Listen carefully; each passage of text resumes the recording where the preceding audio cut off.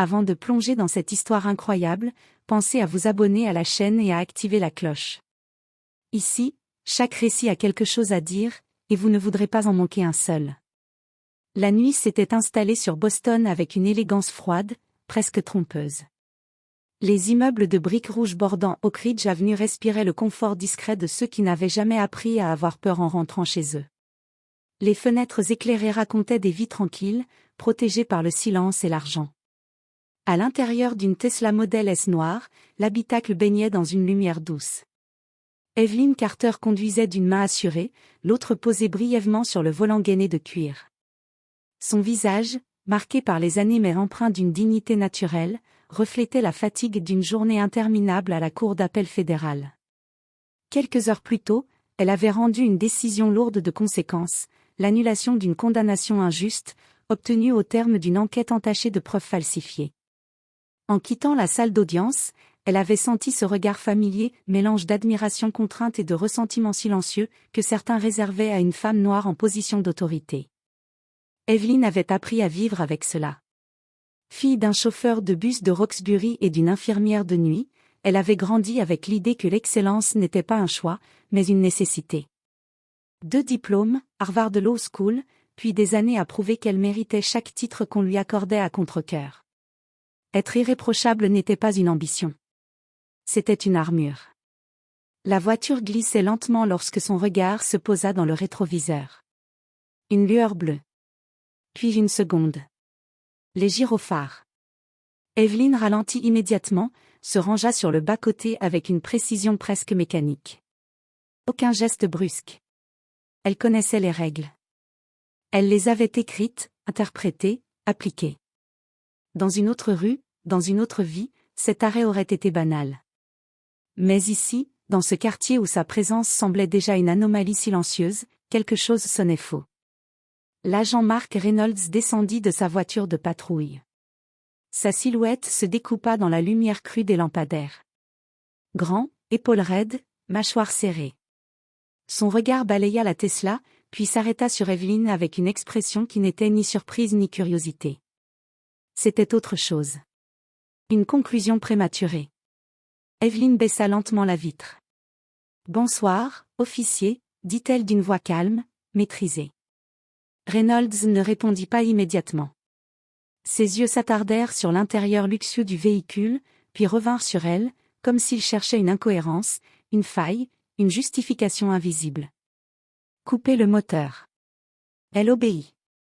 Le silence devint pesant, presque agressif.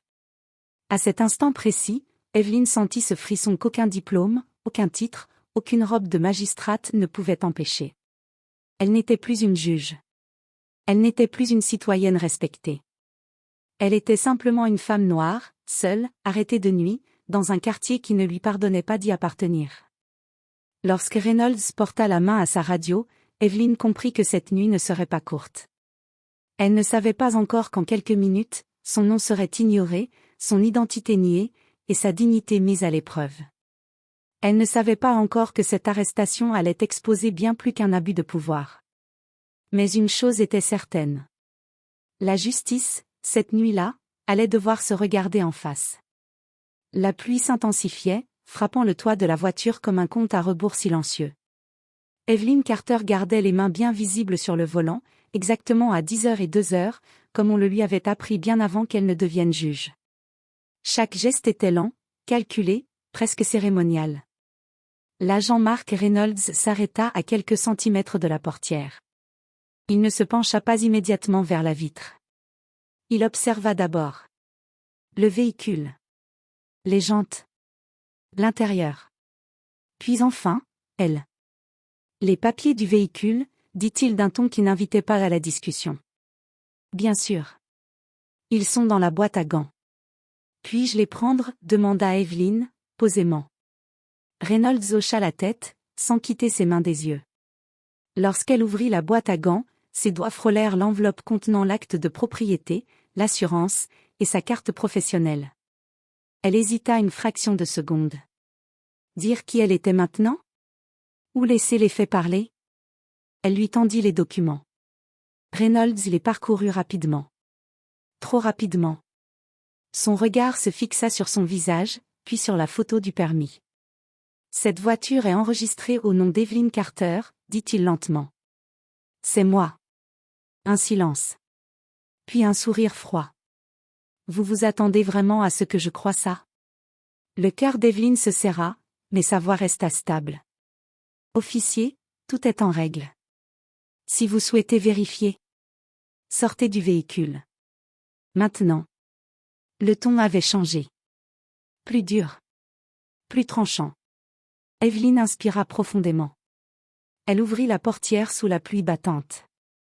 Le froid la saisit instantanément. Reynolds la guida vers l'arrière de la voiture, posa brusquement ses mains sur ses épaules et la plaqua contre le métal humide. Écartez les jambes.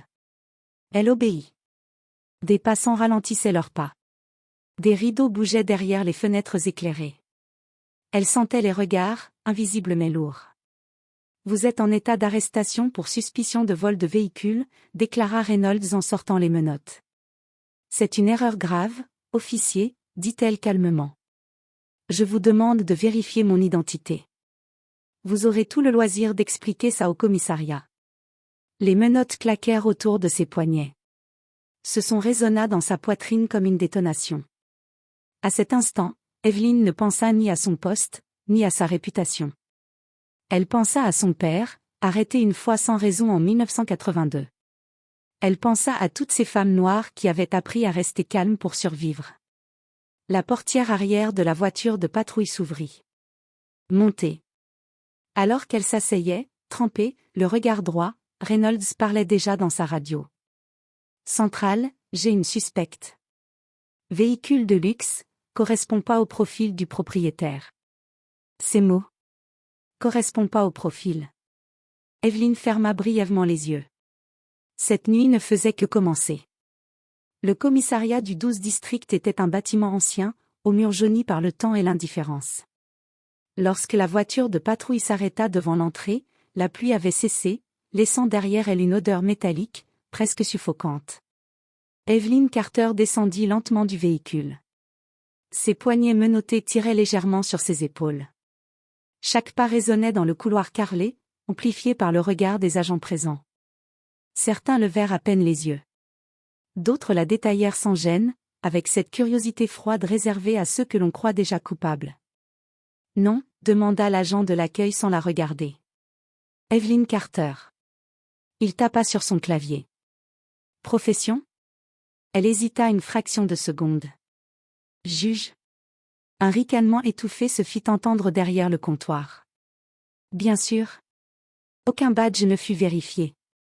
Aucun appel ne fut passé. On lui retira sa montre, ses boucles d'oreilles, son téléphone.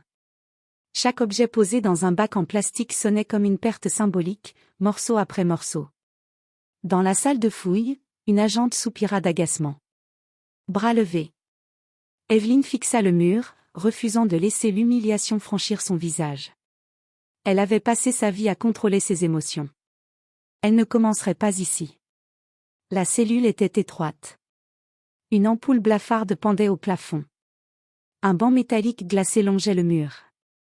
Lorsque la porte se referma, le bruit du verrou claqua comme une sentence. Seul. Le silence était différent ici. Épais. Oppressant. Evelyn s'assit lentement. Ses poignets portaient encore la marque rouge des menottes. Elle pensa à la décision rendue plus tôt dans la journée. À la justice qu'elle avait défendue. Ironie cruelle. À travers les barreaux, elle entendait des voix. Elle joue bien la comédie. Toujours les mêmes histoires. Elle se leva et s'approcha de la porte. J'ai le droit à un appel. Un agent leva les yeux, contrarié. À qui? Au bureau du procureur général. Demandait Daniel Whitman. Un silence. Puis un éclat de rire franc. Rien que ça. Mais quelque chose dans son ton, trop calme, trop assuré, fit hésiter l'agent. À contre-cœur, il prit le téléphone. Les minutes passèrent. Puis 10. Puis 15. Enfin, l'agent revint. Son visage n'était plus le même. Restez là. Dans un bureau à l'étage, Daniel Whitman venait de raccrocher. Ses mains tremblaient légèrement. Il regarda son assistante.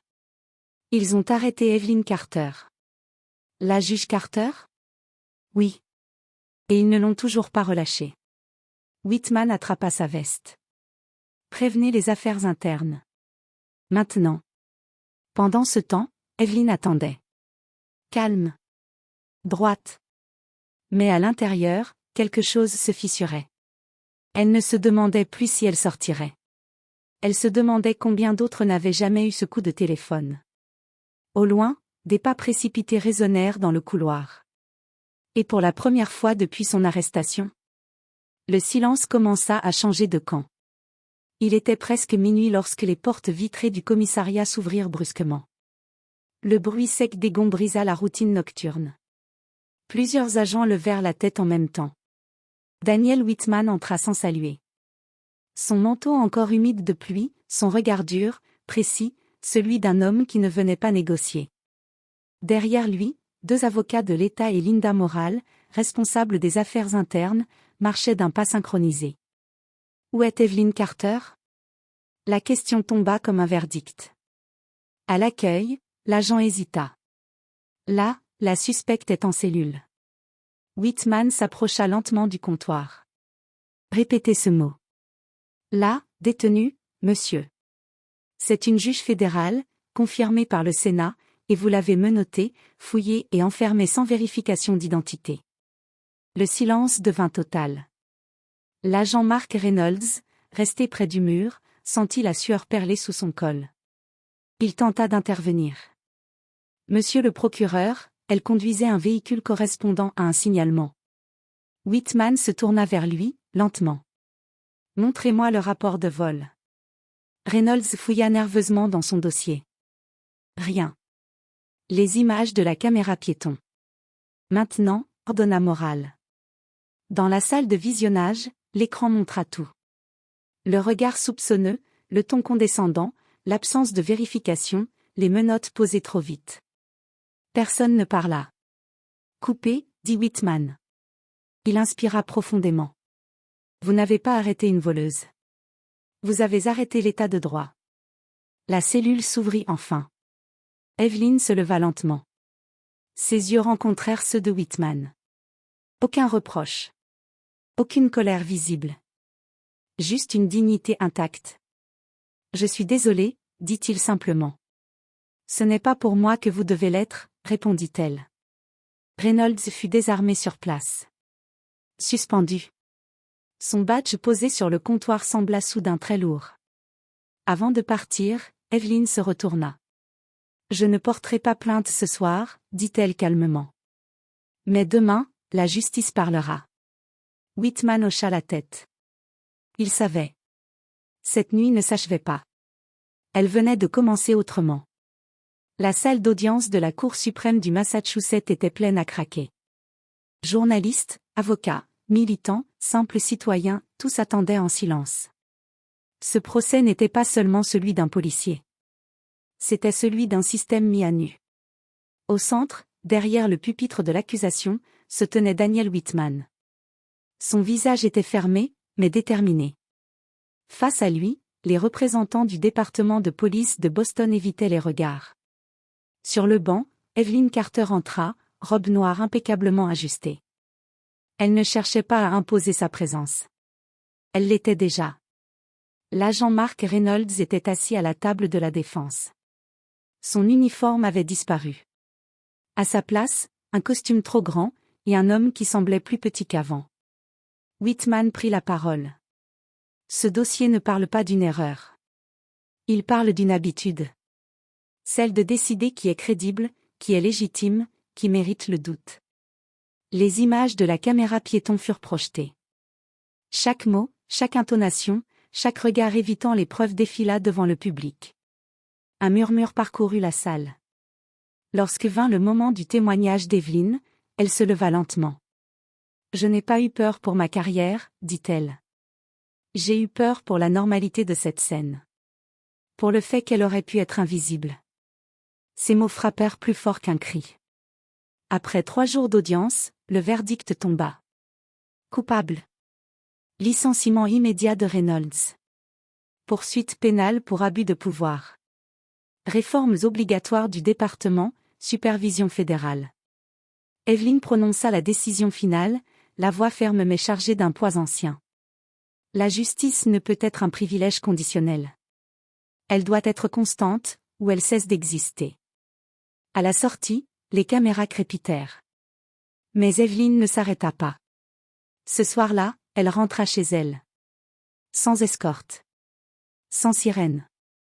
Elle gara sa voiture dans son allée, resta quelques secondes immobile. Puis elle sourit faiblement. Ce n'était pas une victoire personnelle. C'était une brèche. Et parfois, une seule brèche suffit pour laisser entrer la lumière.